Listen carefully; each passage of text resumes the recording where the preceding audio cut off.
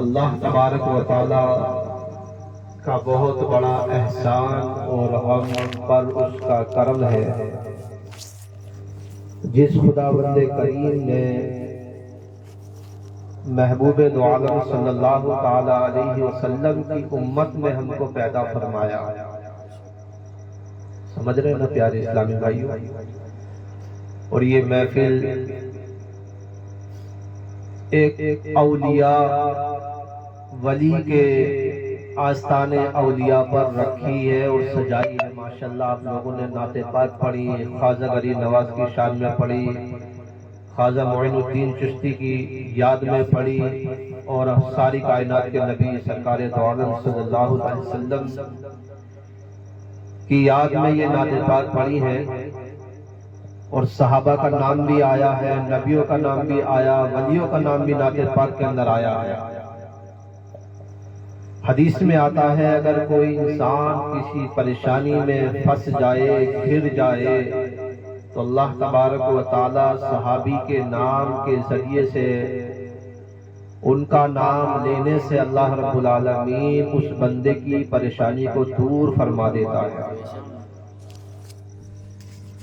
تو اللہ تبارک و تعالیٰ نے ارشاد فرمایا کہ الا ان اولیاء اللہ لا خوف علیہم ولا هم یحزنون، بے شک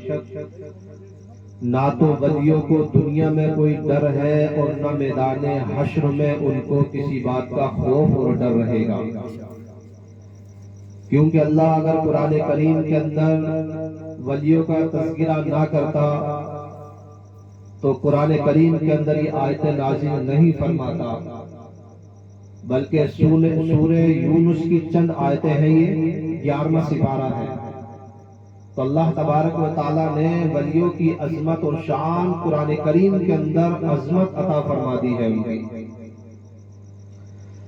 اور اللہ رب العالمین نے خود ارشاد فرمایا کہ ولیوں کو نہ دنیا میں ڈر ہے نہ اور میدان حشر میں ان کو کوئی خوف ہے، بلکہ اللہ کہتا ہے میرا ولی تو ولی وہ ہوتا ہے جو نہ دنیا میں ڈرتا ہے اور نہ میدان حشر میں اس کو کسی بات کا رنج، نہ خوف، نہ ڈر رہے گا۔ اس لیے اللہ کہتا ہے میں نے ولیوں کی مغفرت دنیا میں ہی فرما دی ہے۔ اور فرماتے ہیں اعلیٰ حضرت کے آستانے اولیاء پر آ کر اگر بندہ مومن کھڑے ہو کر کے دعائیں مغفرت کرتا ہے تو اللہ تبارک و تعالی اس ولی کے صدقے میں آنے والے امتی کی مغفرت فرما دیا کرتا ہے۔ سمجھ رہے ہیں پیارے اسلامی بھائیو؟ اللہ جو ہے ولیوں کے آستانے اولیاء پہ آنے والوں کی مغفرت دنیا میں ہی فرما دیا کرتا ہے۔ اور اللہ کہتا ہے کہ تو نے ایسے آستانے اولیاء پر آیا جو دنیا میں جس کا مقام میں نے زمین اور آسمان پہ اونچا کر کے دکھایا، اور اللہ کہتا ہے جب تو آستانے اولیاء پہ آ جاتا ہے، ان کے دروازے پہ آتا ہے، در پر آتا ہے، اور پھر کھڑے ہو کر ایثار ثواب کرتا ہے، کوئی بھی چیز شنی وغیرہ چڑھاتا ہے، دعا کرتا ہے، تو تیری دعا اللہ نے فرمایا ساری دعائیں رد ہو سکتی ہیں، لیکن اولیاء کے آستانے پر کھڑے ہو کر جو دعا مانگی جاتی ہے اللہ کے رسول فرماتے ہیں کہ وہ دعا اللہ کی بارگاہ میں قبول کر لی جاتی ہے۔ سمجھ رہے نا؟ اچھا، اب غریب نواز ہند کے راجا خواجہ معین الدین چشتی اجمیری رحمت اللہ تعالی علیہ، میں نے رات کو کچھ لوگوں کو کچھ باتیں بتائی۔ ایک جگہ پر میں پروگرام میں گیا تو کہا مولوی صاحب آپ تھوڑا لوگوں کو ہدایت کیا کرو۔ میں نے کیا کہوں کہ یار وہ نعتیں تو بھوکے وہی پڑھتے ہیں، تو ان کا وہی میلاد ہے، نعتیں تو پڑھی جاتی ہیں۔ ارے میلاد ہے، سرکار کی نعت ہوگی ہر جگہ پر۔ اب ایسا تو نہیں ہے کہ یہ دن نکل کے رات ہو گئی ہے، اگر ہم چاہیں تو خالی دن ہی دن رہنا چاہیے، رات نہیں ہونی چاہیے۔ اور کچھ لوگ کہتے ہیں کہ دن نہیں آئے رات ہی ہونا چاہیے تاکہ آرام ہمیں مل جائے۔ وہ ایسا نہیں ہے کہ نعتیں بھی وہی ہیں، حالانکہ مہینے بھی وہی ہیں، لیکن تذکیریں اور بیان طرح طرح کے کیے جاتے ہیں۔ جیسے کہ اللہ تبارک و تعالیٰ نے رمضان کی فضیلت بہت بڑی عطا فرمائی ہے، شعبان کی شب برات کی فضیلت جو ہے اللہ نے الگ عطا فرمائی ہے، اور جب قربانی کا وقت آتا ہے تو ابراہیم خلیل اللہ اور اسماعیل کی سنت کو زندہ کیا جاتا ہے۔ آگے بڑھتے ہیں تو کربلا کی سرزمین پہ سیدنا امام حسن اور حسین کا تذکرہ ہوتا ہے، تو جیسے دن آتے چلے جاتے ہیں ویسے تذکرہ ہوتا ہے، ہوتا نہیں ہوتا؟ تو کچھ لوگ کہتے ہیں کہ یار صاحب نعتیں تو وہی ہیں، تو میں نے کہا اس سے رنج نہ کرو، غم نہ کرو، حالانکہ نعتیں وہی ہیں، سرکار کی شان میں ہو رہی ہیں، نبی کی شان میں ہو رہی ہیں، ولیوں کی شان میں ہو رہی ہیں۔ جب بندہ مومن اس جانی کے نبی کی شان میں نعت پاک پڑھتا ہے زمین پر، تو اللہ کہتا ہے اس کے جملوں کو اٹھا لیا جاتا ہے آسمان پر، سمجھ رہے نا؟ اگر بندہ مومن زمین پر جملہ یعنی کہ نکالتا ہے اپنی زبان سے، اللہ اس کے جملے کو آسمان پر قبول کر لیا کرتا ہے۔ اور اللہ نے ارشاد فرما دیا ہے کہ جو ولیوں سے دنیا میں محبت کرے گا، میں قیامت کے دن اس بندے کو ان ولیوں کے ساتھ بغیر حساب اور کتاب جنت کے اندر داخل فرما دوں۔ تو پیارے اسلامی بھائی، اللہ کے رسول صلی اللہ علیہ وسلم نے خود ارشاد فرمایا ہے کہ الا ان اولیاء اللہ لا خوف علیہم ولا هم یحزنون، بے شک کہ وہ انسان جو دنیا میں جنہیں نہ ڈر تھا نہ خوف تھا، اور اللہ نے فرمایا ولی، تو کہتے نہیں کہ کون کہتا ہے کہ مومن مر گیا، کون کہتا ہے کہ مومن مر گیا اور قید خانے سے چھوٹا اور اپنے گھر گیا؟ دنیا کیا ہے؟ یہ قید خانہ ہے، یہ امتحان کی جگہ ہے۔ یہ اس اللہ نے فرمایا نا قرآن میں وما خلقت الجن والانس الا لیعبدون، یہ بھی 27واں سپارہ، پھر آگے اور چلے یا معاشر الجن والانس ان استطعتم ان تنفذوا، اللہ نے فرمایا کہ میں نے دنیا میں انسانوں کو اور جنوں کو صرف اس لیے بھیجا ہے اور پہنچایا ہے تاکہ وہ میری عبادت کرتے رہیں، اور جو انسان اللہ کی عبادت کرتا ہے، چاہے وہ جن ہو چاہے وہ انس ہو، انسان جب اللہ کی عبادت کرتا ہے تو اللہ کہتا ہے کہ مرنے کے بعد پھر اس کے لیے میری جنت آواز لگاتی ہے، الہی وہ لوگ کہاں چلے گئے جو دنیا میں نمازوں کی پابندی کیا کرتے تھے، روزہ رکھا کرتے تھے، مال میں نے دیا، مال کو خرچ کر کے حج کیا اور غریبوں کو کھانا کھلایا، مسکینوں کو کھانا کھلایا، آج میری جنت اس کو یاد کر رہی ہے۔ تو اللہ نے فرمایا کہ قیل ادخل الجنہ، قرآن میں کیا فرمایا اللہ نے؟ قیل ادخل الجنہ، ایسا انسان مرنے کے بعد اللہ نے ارشاد فرما دیا کہ اس کو بھی بہشت اور جنت کہتی ہے آجا آجا میرے بندے، میں تیرے لیے سجی اور بنی۔ اور جب قبر میں انسان لیٹ جاتا ہے جنت کے اندر تو اللہ نے ارشاد فرمایا کہ ایک کھڑکی کھول دی جاتی ہے، اس میں سے ٹھنڈی ٹھنڈی پیاری پیاری ہوا آتی رہتی ہے، اور اللہ نے فرمایا آج سے لے کے قیامت تک تو سوتا رہے، تیرا جسم گل نہیں سکتا، سڑ نہیں سکتا، کیڑے نہیں کاٹ سکتے، اس لیے کہ تو ساری زندگی نماز کے اندر مبتلا تھا، قرآن پڑھتا تھا، روزہ رکھتا تھا، حج تو نے کیا، میرے نام پہ زکات تو نے دی ہے، تو میری جنت کہہ رہی ہے تو اس کو جو ہے قبر کے اندر کیڑے نہیں کھا سکتے۔ اور حدیث پاک کے اندر آتا ہے پیارے اسلامی بھائیوں، جب ایسا انسان دنیا سے چلا جاتا ہے، انتقال ہو جاتا ہے، مر جاتا ہے، وہ دنیا سے چلا گیا، دنیا اس نے چھوڑ دیا، دنیا فانی، تو جب جانے کے بعد میں کل قیامت کے دن جب اٹھے گا تو لوگ دیکھیں گے الہی یہ کون ہے، تو حکم ہوگا یہ وہ شخص ہے جو دنیا کے اندر میرے قرآن کی تلاوت کیا کرتا تھا۔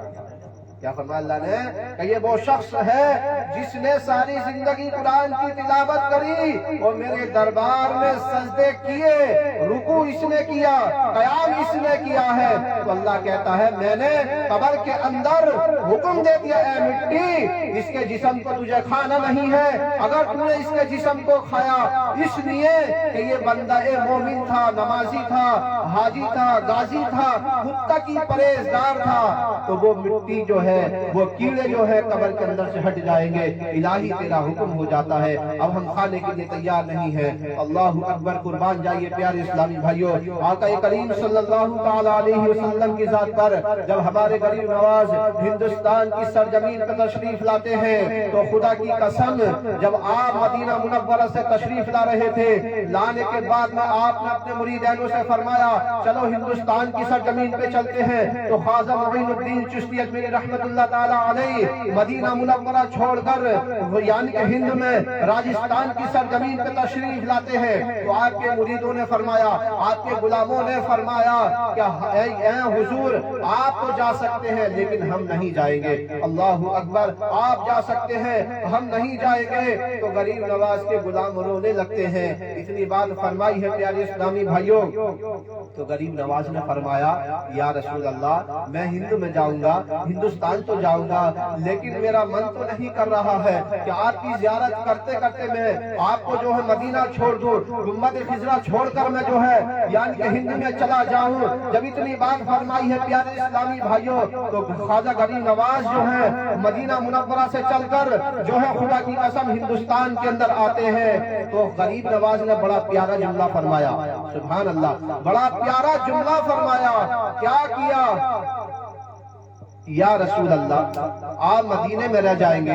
میں ہند میں چلا جاؤں گا تو آپ کی زیارت کیسے کروں گا؟ تو میرے محبوب نے ارشاد فرمایا، حدیث پاک ہے، یہ حدیث کے اندر آتا ہے، اللہ کے رسول ارشاد فرماتے ہیں اے غریب نواز تم مدینہ منورہ چھوڑ کر ہند میں جاؤ گے اور سجدے میں سر رکھ دینا، جیسے آپ اپنا سر جو ہے سجدے سے اٹھاؤ گے اور اٹھانے کے بعد میں سامنے دیکھ لینا رسول اللہ کی زیارت آپ کرتے نظر آ جاؤ گے۔ سبحان اللہ، سبحان اللہ۔ جیسے غریب نواز جو ہے ہندوستان کی سرزمین پہ آئے ہیں اور آنے کے بعد میں خدا کی قسم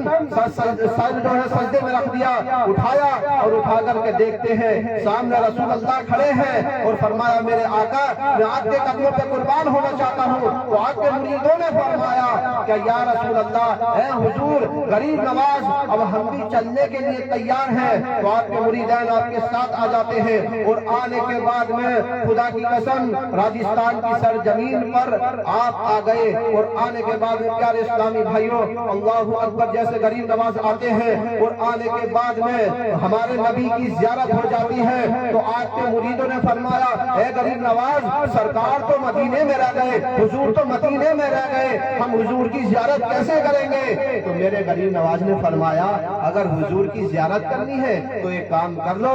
آپ لوگ مجھ کو دیکھ لو، میرا چہرہ دیکھنا، اور فرما دیا گیا نبی کا چہرہ دیکھنا بالکل برابر ہے۔ کیا فرمایا؟ میرا چہرہ دیکھنا اور غریب نواز کا چہرہ دیکھنا بالکل برابر ہے۔ میری زیارت کر لی تو سمجھ لینا تم نے رسول اللہ کی زیارت کر لی ہے۔ تو پیارے اسلامی بھائیوں خواجہ غریب نواز کی عظمت بہت اونچی ہے، ان کی شان بڑی عظمت والے ہیں غریب نواز۔ اگر ہندوستان کے اندر خواجہ معین الدین چشتی اگر نہیں آتے تو یہ دین مجھے اور آپ کو کلمہ نہیں ملتا، لیکن یہ خواجہ غریب نواز کا صدقہ ہے۔ ایک مرتبہ آپ نے جو تھا آپ کے پاس میں کچھ لوگ آتے ہیں اور آنے کے بعد میں فرمانے لگتے ہیں کہ غریب نواز آپ اپنی کچھ کرامتیں دکھائے۔ تو غریب نواز نے جو تھا ایک پیالہ لیا کانسا لینے کے بعد میں تالاب کے پانی کو حکم دے دیا کہ اللہ کے حکم سے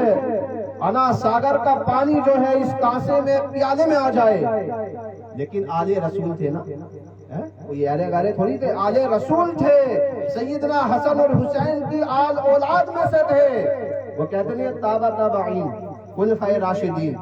سمجھ رہے نا؟ جیسے نبی آئے، نبی کے بعد صحابہ آئے، صحابہ کے بعد میں صحابیات آئے، تابع تابعین آئے، تو غریب نواز کی آل اولاد میں سے جو ہے خدا کی قسم ہمارے غریب نواز ہیں۔ تو آپ کے مریدین نے راجستھان کی سرزمین پہ فرمایا کہ ہم اگر تم اپنے آپ کو آل رسول کہلاتے ہو، ولی کا خطاب دیتے ہو، تو ہم آپ سے کچھ سوال کرنا چاہتے ہیں۔ تو غریب نواز نے حکم دے دیا آپ پوچھ سکتے ہیں۔ تو فرما دیا گیا یہ پیالہ ہے، میرے غریب نواز نے دیا اور انا ساگر کا پانی اس کے اندر کھینچتا چلا آتا ہے، کھینچتا چلا آتا ہے، سارے تالاب کا پانی جو ہے اس کانسے میں سما گیا۔ تو لوگوں نے جب دیکھا ہے اور دیکھنے کے بعد میں فرمایا بتاؤ اتنے بڑے تالاب کا پانی خواجہ غریب نواز کے کانسے میں پیالے میں آ گیا۔ خدا کی قسم جتنے آپ کے چاہنے والے تھے جو آپ سے سوال کر رہے تھے آپ کے ہاتھ پہ ہاتھ رکھ دیتے ہیں اور رکھنے کے بعد میں کہتے ہیں اے غریب نواز یہ مال، یہ جان، یہ سارا تن بدن اب آپ پر قربان ہو گیا،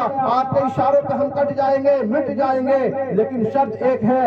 یعنی کہ مریدوں نے جب یہ فرمایا تو غریب نواز نے اپنے ہاتھ کو آگے بڑھایا تو مریدوں کی طرف سے آواز آتی ہے کہ لا الہ الا اللہ اور محمد رسول اللہ، سمجھ رہے نا، لا الہ الا اللہ اور محمد رسول اللہ، اور فرما دیا گیا ہم آج سے آپ کو جو ہے اپنا ولی مانتے ہیں، اور آواز آئی آسمان سے، اے غریب نواز، جن جن لوگوں نے یہاں پر تیرے ہاتھ پہ ہاتھ رکھ کر کلمہ پڑھا ہے، ایمان کی دولت سے مالا مال ہوئے ہیں، اللہ کی طرف سے آواز آتی ہے، اے غریب نواز، اس راجستھان کی سرزمین اجمیر شریف میں جتنے بھی لوگ ہیں میں نے ان سب کی مغفرت دنیا میں ہی فرما دی ہے، سمجھ رہے نا، اللہ تبارک و تعالیٰ نے فرمایا کہ اعلان کر دے کہ ان سب کی میں نے مغفرت دنیا میں ہی فرما دی ہے، اللہ اکبر۔ جب غریب نواز کے مجمع میں آتے ہیں اور آنے کے بعد اللہ تبارک و تعالیٰ نے ان کی مغفرت دنیا میں ہی فرما دی، تو غریب نواز جو ہے وہ آل رسول ہے، خدا کی قسم ہمارے نبی کے خاندان سے ہے، کوئی ایرا غیرہ نہیں ہے، اگر کوئی دوسرے فرقے سے ہوتے، دوسرے عقائد سے ہوتے، ہم بھی تذکرہ نہیں کرتے، لیکن رسول اللہ کے خاندان سے ہے، علی کے خاندان سے ہے، حسن اور حسین کے خاندان سے ہے، یہ علیان کے نائب رسول ہیں، آل رسول ہیں، ہم بھی ان کے چاہنے والے ہیں۔ اور جب انسان یہاں سے چل کر اجمیر شریف جاتا ہے، جانے کے بعد میں خواجہ غریب نواز کے آستانے اولیاء پہ کھڑا ہو کر کے دعا مانگتا ہے، میں اللہ کے یان کے سامنے کھڑا ہوں، ولی کی درگاہ پہ کھڑا ہوں اور خدا کے سامنے ہوں۔ جب غریب نواز کے سامنے کھڑا ہو کر کے بندہ مومن دعا مانگتا ہے تو اللہ تبارک و تعالیٰ فرماتا ہے پھر اس بندے کے ہاتھ خالی لوٹائے، مجھ کو شرم آتی ہے، سمجھ رہے نا، اللہ تبارک و تعالیٰ کو ارشاد فرمایا۔ اچھا ایک اور ولی گزرے ہیں حضرت جنید بغدادی رحمت اللہ تعالیٰ علیہ، یہ بہت بڑے اللہ کے ولی ہیں اور ماشاءاللہ ان کی شان بہت اونچی ہے۔ ایک مرتبہ جنید بغدادی رحمت اللہ تعالیٰ علیہ سفر کر رہے تھے اور سفر کرتے کرتے، اس سے پہلے کا واقعہ سناؤں، اللہ کے سامنے اتنا روئے زارو قطار، پوری رات رو رو کے آپ نے آنسو سے داڑھی آپ کی بھیگ گئی، جبہ وغیرہ بھی بھیگ گیا، تو کسی مریدوں نے آ کے کہا جنید بغدادی آپ اتنا کیوں روتے ہو؟ تو فرمایا مجھے یہ خطرہ ہے اور ڈر ہے، اللہ سے ڈرتا ہوں کیا کہیں اللہ تبارک و تعالیٰ موت کے وقت میرا کلمہ تو نہ چھین لے گا۔ بتاؤ، اگر ہم صبح کو مومن ہوتے ہیں تو شام کو ہمارا ایمان بھی نہیں جاتا، اور شام کو اگر ایمان ہمارا ہو جاتا ہے تو صبح کو معلوم نہیں ہے کہ ہم مومن ہیں یا کافر بن گئے یا کیا ہو گئے، سمجھ رہے نا؟ تو اللہ کے رسول نے ارشاد فرمایا ہے، تو جنید بغدادی رحمت اللہ تعالیٰ علیہ سر سجدے میں رکھ کے روئے، آپ کے مریدوں نے فرمایا ارے آپ کیوں روتے ہیں، آپ تو اللہ والے ہیں نا، جنید بغدادی ہیں، بغداد شہر میں آپ کا یعنی کہ وصال اور پیدائش بھی آپ کی وہیں پر ہے، لیکن آپ کیوں روتے ہیں؟ تو فرمایا اس لیے رو رہا ہوں کہ آخری وقت میں موت کے وقت اللہ تبارک و تعالیٰ مجھ کو جو ہے کہیں کلمہ نہ چھین لے، اس لیے میں رو رہا ہوں۔ تو فرما دیا کہ اللہ اکبر، آسمان سے آواز آئی میرے جنید تو اتنا رویا، جب تو انتقال کا وقت تیرا قریب ہوگا تو کلمہ تو کیا، اللہ نے ارشاد فرمایا میں اپنے نور سے تیرے سینے کو منور فرما دوں گا۔ فرما دیا گیا کہ میں تیرے سینے کو اپنے نور سے منور فرما دوں گا، اس لیے کہ تو میرے حضور میں رویا اور تیرے دل کے اندر میرا ڈر، میرا خوف پیدا ہو گیا۔ تو فرما دیا گیا جنید تو رونا، لیکن جب تیرا وصال کا وقت قریب آگا تو تیری حفاظت میں فرماؤں گا۔ اچھا ایک بات بتاؤں، جب انسان کا موت کا وقت قریب آتا تو شیطان داخل رہتا ہے، شیطان کہتا ہے کہ ایمان سے دور ہو، اور حدیث میں آتا ہے اگر کوئی گھر کے اندر بیمار ہو جائے تو یہ سمجھ لیں آپ لوگ کہ یار اس کا وقت بالکل جو ہے آخری وقت ہے، تو اس سے بار بار یہ نہ کہیں کہ کلمہ پڑھ، اس لیے کہ وہ گھبرا کے پریشان ہو کر کے کہیں غصے میں گالی نہ بک دے، اور ایسا نہ ہو کہ اس کی زبان سے کلمے کی جگہ کوئی دوسری بات نکل جائے۔ تو حضور نے ارشاد فرمایا ہے کہ موت کے جو آتی ہے اس وقت میں آنے والے جو موت کا وقت قریب ہوتا ہے اس کو تنگ نہ کرو، پریشان نہ کرو، اس سے یہ نہ کہو کہ تو کلمہ پڑھ، بلکہ اللہ تبارک و تعالیٰ خود فرماتا ہے کہ میری حسرت ہے، میری تمنا ہے، آرزو ہے، میں چاہتا ہوں کہ میرے محبوب کا ایک بھی امتی جہنم میں نہ جائے، حضور فرماتے ہیں اللہ نے خود ارشاد فرمایا کہ اللہ کہتا ہے میں چاہتا ہوں کہ میرا بندہ میرے محبوب کا امتی ایک بھی جہنم میں نہ جائے. اللہ نے فرمایا سورہ یاسین کے اندر یا حسرۃ علی العباد ما یاتیہم من رسول، بے شک اللہ کہتا ہے کہ میرے رسول کا میرے محبوب کا ہر امتی جنت کے اندر چلا جائے. تو پیارے اسلامی بھائیو، جنید بغدادی رحمۃ اللہ تعالی علیہ آخری وقت میں بھی یہی کہہ رہے تھے. تو ہاں بات جو ہے آگے بڑھاؤں تو ولیوں نے کیا فرمایا کہ نہ ہمیں دنیا میں کوئی ڈر ہے، نہ خوف ہے، نہ رنج ہے، نہ کسی بات کی ہمیں پریشانی ہے. لیکن ہاں اگر ان کو ڈر اور رنج اور خوف ہے تو اس بات کا ہے، اگر جو ان کا مرید ہے، جو ان کا چاہنے والا ہے، تو اس کو کم سے کم یہ چاہیے کہ اللہ کے سامنے نمازوں کی پابندی کرے. جب نمازیں پڑھو گے تو اللہ کے ولی بھی راضی رہیں گے اور خواجہ غریب نواز بھی راضی رہیں گے. تو یہ جو محفل ہے یہ کس کی یاد میں سجائی گئی ہے؟ سرکار کی. کس کی یاد میں؟ سرکار کی. ماشاءاللہ میں نعت پاک کے کچھ شعر آپ لوگوں کو سناؤں. اور نعت پڑھنا بھی ایک عبادت ہے. جیسے کہتے نہیں کہ نماز پڑھنا عبادت، اور نماز کا انتظار بھی عبادت، نماز کی تیاری کرنا بھی عبادت، اور عالم دین کی زیارت کرنا بھی عبادت ہے. سمجھ رہے نا؟ اگر کوئی عالم دین، خطیب ہو، مقرر ہو، محدث ہو، یا بڑے بڑے عالم لوگ اگر اسٹیج پہ آ جائیں تو حضور فرماتے ہیں کہ ان کی زیارت کرنا بھی اللہ کہتا ہے میں عبادت کی جگہ ان کی عبادت یعنی کہ لکھ لیا کرتا ہوں. تو اعلیٰ حضرت نے شعر لکھے ماشاءاللہ، اور نعت پاک کے بہت اچھے شعر ہیں. آصف بھائی تو چائے بنانے میں لگ گئے ہیں، چائے پلائیں گے وہ سب کو. ہاں یونس بھائی بھی بنا رہے ہیں، دو ہی بنا رہے ہیں.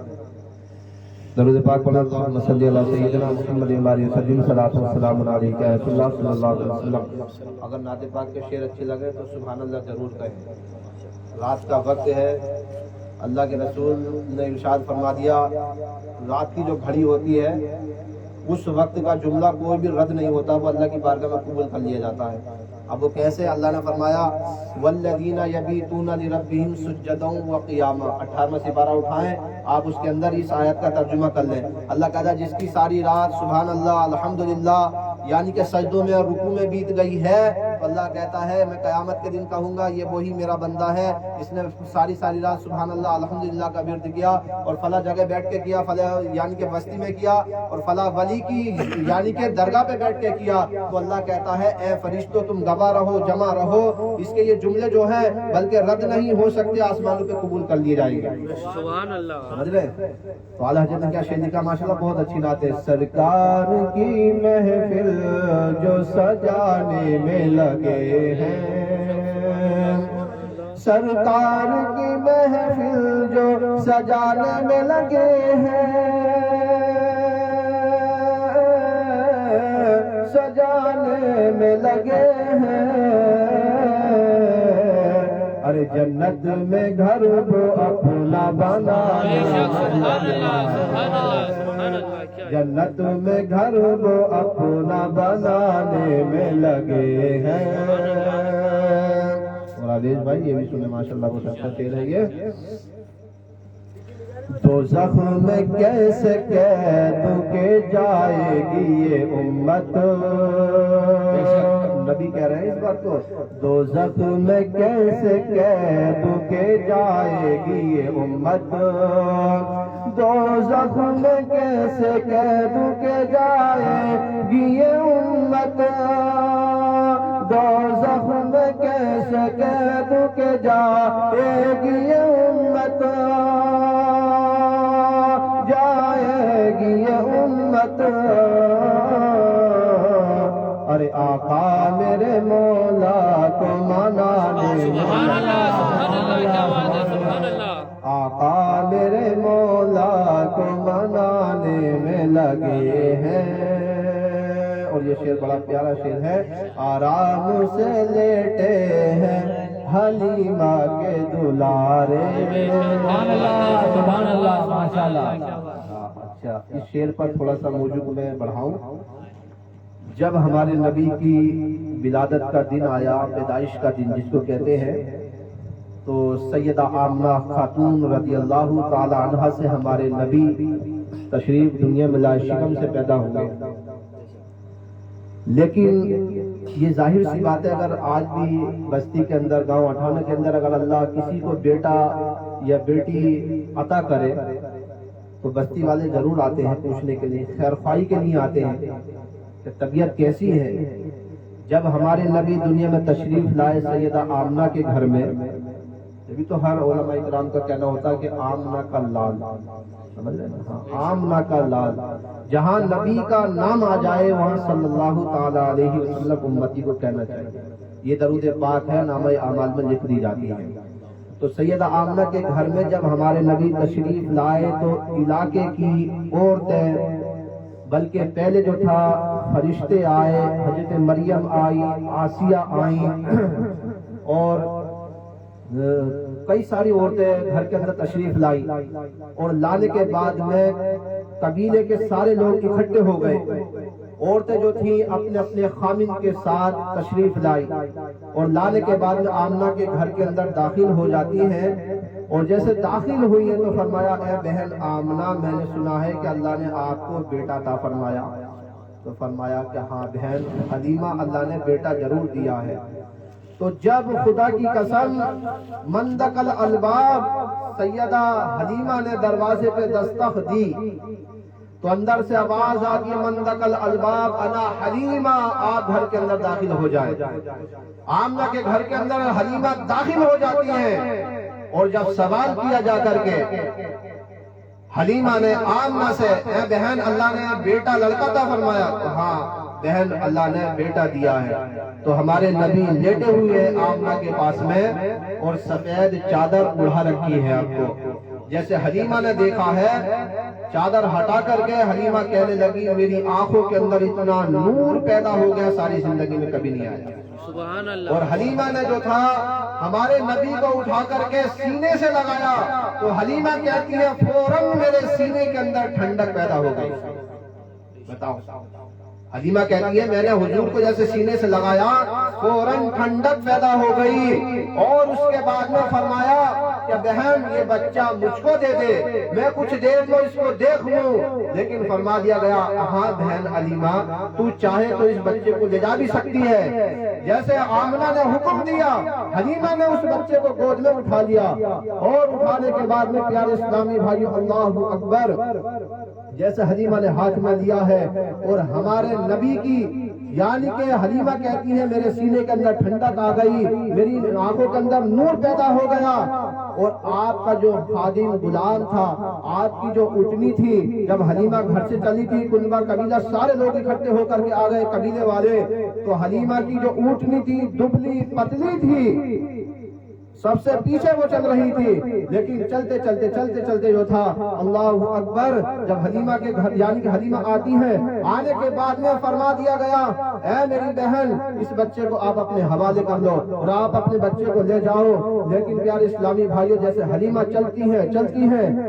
آپ اپنی اٹھنی کے پاس میں آ گئی، اور فرمایا آپ نے اپنے غلام سے خادم سے کہ چل اب یہ جو سواری میرے ساتھ آئی تھی وہ سب اپنے اپنے گھروں کے پاس چلی گئی ہے، گاؤں میں داخل ہو جاتی ہیں، اور ہونے کے بعد میں حلیمہ نے فرما دیا گیا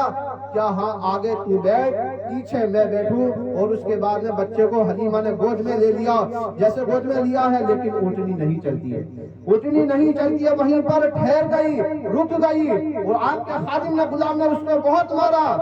لیکن اٹھنی کہنے لگی ہے جس اونٹنی پر سرکار دو عالم صلی اللہ تعالی علیہ وسلم سوار ہو جائے وہ اونٹنی چلنے سے منع کر دیتی ہے، اس لیے کہ آگے غلام بیٹا ہے، بیچ میں ہمارے نبی ہیں، اور حلیمہ کی گود میں حضور کو لے رکھا ہے، اور لینے کے بعد میں پیارے اسلامی بھائیوں تو حلیمہ نے فرمایا کہ اچھے کام کرو، یہ اونٹنی کیوں نہیں چلتی ہے، اس کو مارو توڑو، لیکن فرما دیا گیا نہیں۔ حلیمہ نے فرمایا ایک کام کرو کہ میں آگے آ جاؤں اور تم جو ہے پیچھے آ جاؤ۔ حلیمہ آگے بڑھتی ہے، بڑھنے کے بعد میں اٹھنی فوراً بیٹھ کے جو بیٹھی تھی وہ کھڑی ہو جاتی ہے، دوڑ لگاتی ہے۔ اب اچھا آپ لوگ اندازہ لگائیں جس اونٹنی پہ ہمارے نبی سوار ہوئے تھے تو پہلے غلام تھا، حلیمہ نے گود میں لے لیا، بیچ میں ہمارے نبی آ گئے، تو وہ جانور بھی یہ جانتا ہے کہ میرے اوپر سرکار دو عالم بیٹھے ہیں، وہ جانور بھی جانتا ہے کہ میرے اوپر سرکار دو عالم بیٹھے ہیں، اور آج کا امتی سب کچھ جاننے کے باوجود بھی کہتا ہے نبی ہمارے جیسے ہیں۔ کہتے نہیں کہتے؟ ہاں نعوذ باللہ کہ نبی ہمارے جیسے اللہ نے فرمایا قد جاءکم من اللہ نور و کتاب مبین، چھٹا سپارہ ہے کہ اللہ نے فرمایا میں نے پیدا کیا ہے، اور جب ہمارے نبی کی پیدائش کا دن آیا، بناوٹ کا دن آیا، تو اللہ نے فرمایا میرے محبوب تو حکم دے دے میں تجھے کیسے پیدا کروں، کوٹ کوٹ کے پیدا کروں، اچھی مٹی سے پیدا کروں، تو اللہ نے خود ارشاد فرمایا کہ ہاں میں تجھ سے ایسی چیز سے پیدا کروں گا، نہ تیرے جیسا تیرا بھائی ہوگا، نہ تیری جیسی بہن ہوگی، اس لیے کہ کل قیامت سے پہلے لوگ یہ نہ کہہ دیں کہ اس کے گھر کے اندر سیما جو ہی ان کی بہن محمد کی جیسی لگتی تھی، یا ان کا کوئی بھائی جو تھا وہ محمد کے جیسا لگتا تھا، اللہ نے فرمایا میرے محبوب تیرا سانچہ تیرا ڈھانچہ ایسا بناؤں گا نہ تجھ سے پہلے کوئی دنیا میں آیا تھا اور نہ قیامت آ سکتی ہے اس سے پہلے کوئی تیرے جیسا آ سکتا ہے۔ سمجھ رہے نا؟ تو اللہ نے ارشاد فرما دیا تیرے جیسا تو دنیا میں کسی کو نہیں بناؤں گا۔ تو وہ جانور کہتا ہے، ہمارے نبی بیٹھے ہیں نا بیچ میں، تو وہ جانور کہنے لگا نہیں میں چلوں گا نہیں۔ تو حلیمہ اتری اونٹنی سے اور آگے بیٹھی، جو خامد غلام تھا اس کو پیچھے لیا، اونٹنی بیٹھی تھی ایک دم کھڑی ہو کر کے، اتنی تیز چلتی ہے رفتار کے ساتھ، تو جو ساری اونٹنی تھی آگے نکل جاتی ہیں، دھول دھانی اڑ رہی ہے لیکن گرد و غبار اڑ رہی ہے، اور حلیمہ کہنے لگتی ہیں جب آپ گاؤں کے نزدیک اور قریب گئی ہیں تو خدا کی قسم عورتوں نے فرمایا اے حلیمہ جب تو ہمارے ساتھ گئی تھی تو تیری اونٹنی بڑی پتلی دبلی تھی، لیکن یہ تو بہت موٹی ہو گئی ہے، تندرست ہو گئی ہے۔ تو فرما دیا گیا اے بہن تو نہیں جانتی میں کیا بتاؤں، جب سے اس بچے کو گود میں لیا ہے اونٹنی پہ میں نے بٹھایا ہے، مجھ کو ایسا معلوم ہو رہا ہے میرا تو سارا سوار ہی بدلتا چلا گیا ہے، سبحان اللہ، سارا سوار بدل گیا سیدہ حلیمہ کا۔ اور جب گھر کے اندر آتی حلیمہ تو ہمارے نبی کو جو بھوک کی شدت ہوئی تھوڑی سی، تو حلیمہ نے اپنے غلام سے فرمایا اچھا دے کوئی بکری کے تھنوں کے نیچے اگر دودھ ہو تو جا کر کے نکال اپنے بچے کو پلا دوں گی۔ تو غلام کہنے لگا کہ یار سب کو ساری بکری سوکھی دبلی پتلی ہے، یہ دودھ کہاں سے دیں گی؟ لیکن خدا کی قسم قربان جائیے میرے نبی کی ذات پر، جب حلیمہ نے غلام سے کہا تو اس نے برتن لا کے رکھ دیا، اور رکھنے کے بعد میں پیارے اسلامی بھائیوں میرے نبی نے بکری کی طرف اشارہ فرمایا، بس یوں کر کے ایسے اشارہ فرمایا۔ حلیمہ کہنے لگتی ہیں گھر کے سارے برتن جگ بالٹی جو بھی تھے سب کچھ بھر گئے،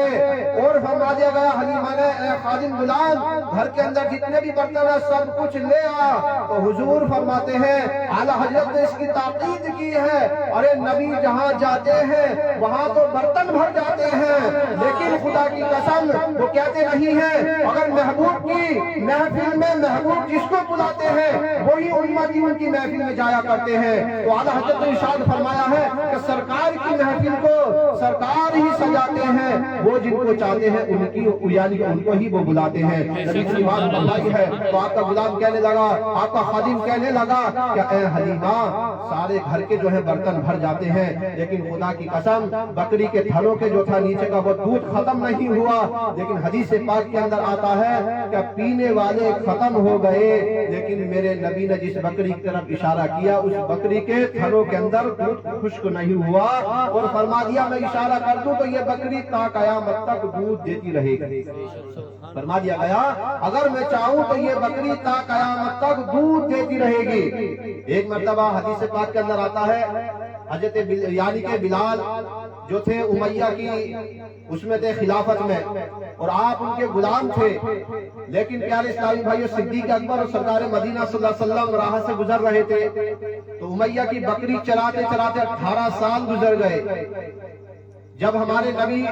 حضرت بلال کے قریب گئے، بلال کو یہ معلوم نہیں ہے یہ صدیق یا نبی ہیں، لیکن فرما دیا گیا